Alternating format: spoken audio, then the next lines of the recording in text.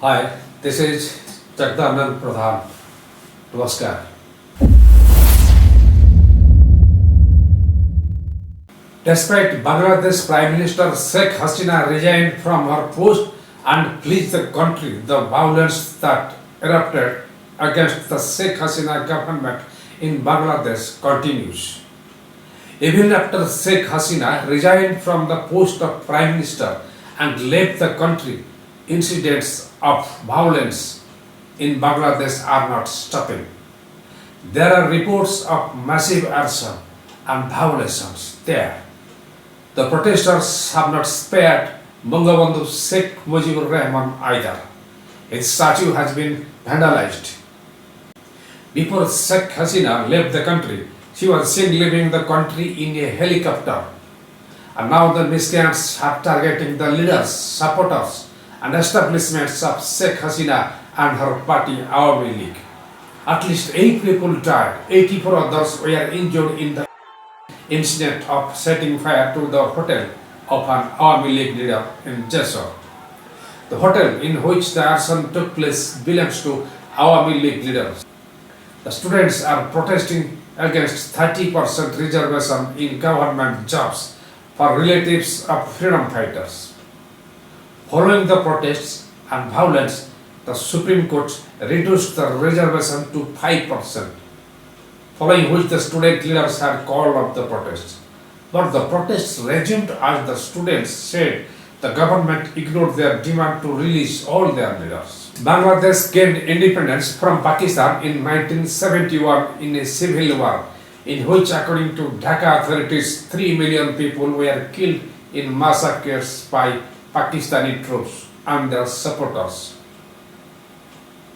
India was a friend during the Prime Ministership of Sheikh Hasina. India-Bangladesh ties touched a new high with Sheikh Hasina as the Prime Minister. She was sensitive to India's security concerns. With Hasina as the Prime Minister of Bangladesh, India had a trusted friend and ally in the seat of power in a crucial neighboring country.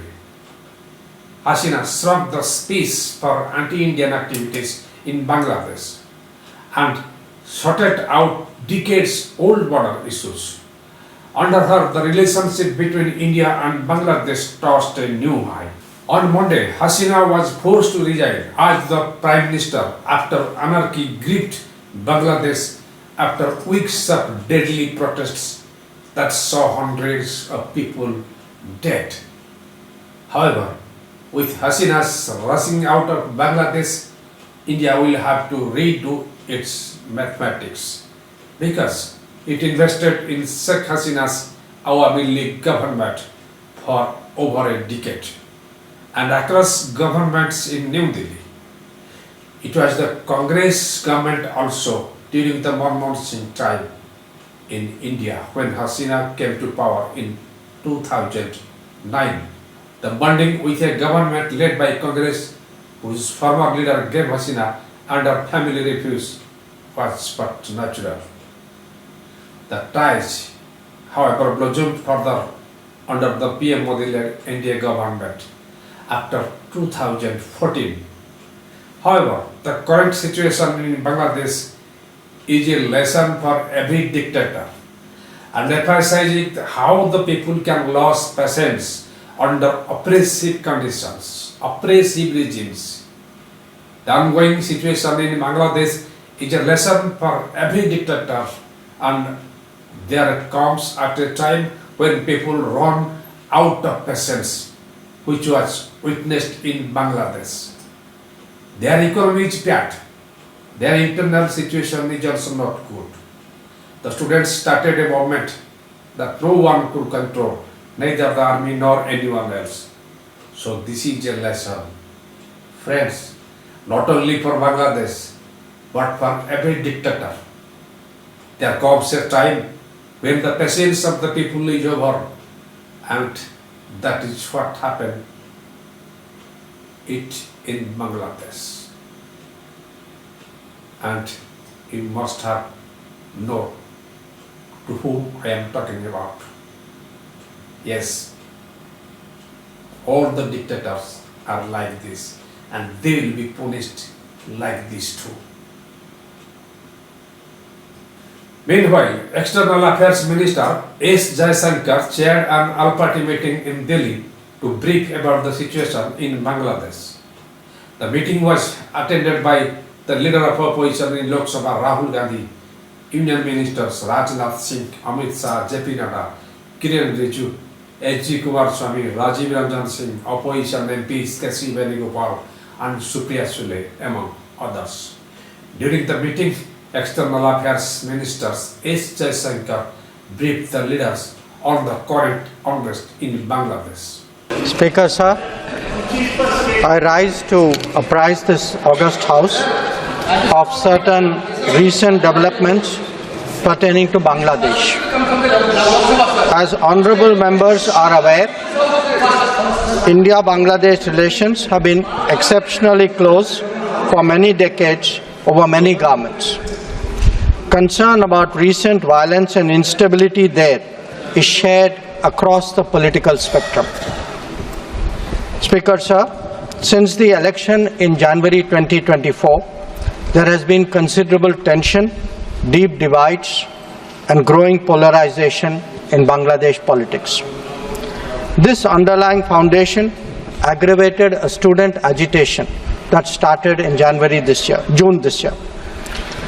There was growing violence, including attacks on public buildings and infrastructure, as well as traffic and rail obstruction. The violence continued through the month of July. Throughout this period, we repeatedly counseled restraint and urged that the situation be diffused through dialogue. Similar urgings were made to various political parties, political forces with whom we were in touch.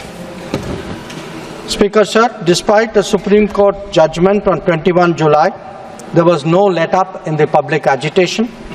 Various decisions and actions taken thereafter only exacerbated the situation. The agitation at this stage coalesced around a one-point agenda, that is that Prime Minister Sheikh Hasina should step down. On 4th August, events took a very serious turn. Attacks on police, including police stations, and government installations intensified even as overall levels of violence greatly escalated. Properties of individuals associated with the regime were torched across the country. What was particularly worrying was that minorities, their businesses and temples also came under attack at multiple locations. The full extent of this is still not clear. Speaker, sir, on 5th August, demonstrators converged in Dhaka despite the curfew. Our understanding is that after a meeting with leaders of the security establishment, Prime Minister Sheikh Hasina apparently decided to resign. At very short notice, she requested approval to come for the moment to India. We simultaneously received a request for flight clearance from the Bangladesh authorities. She arrived yesterday evening in Delhi. Speaker, sir, the situation in Bangladesh is still evolving. The Army Chief, General Waqaruzzaman, addressed the nation on 5th August. He spoke about assuming responsibility and constituting an interim government. We are in close and continuous touch with the Indian community in Bangladesh through our diplomatic missions. There are an estimated 19,000 Indian nationals who usually live there, of which about 9,000 are students. The bulk of the students, however, have already returned to India in the month of July on the advice of the High Commission. In terms of our diplomatic presence, in addition to the High Commission in Dhaka, we have Assistant High Commissions in Chittagong, Rajshahi, Khulna and Sylhet. It is our expectation that the host government will provide the required security protection for these establishments. We look forward to their normal functioning once the situation stabilizes. Speaker, sir, we are also monitoring the situation with regard to the status of minorities. There are reports of initiatives by various groups and organizations to ensure their protection and well-being. We welcome that. We welcome that and will naturally remain deeply concerned till law and order is visibly restored. Our border guarding forces have also been instructed to be exceptionally alert in view of this complex situation. Speaker, sir, in the last 24 hours, we have been in regular touch with the authorities in Dhaka. This is the situation as of now. I seek the understanding and support of the House in regard to sensitive issues regarding an important neighbor on which there has always been strong national consensus. Thank you. However, Rahul Gandhi voiced serious concerns regarding India's foreign policy and also expressed his support for the measures taken by the Indian government, emphasizing that these actions were in the national interest.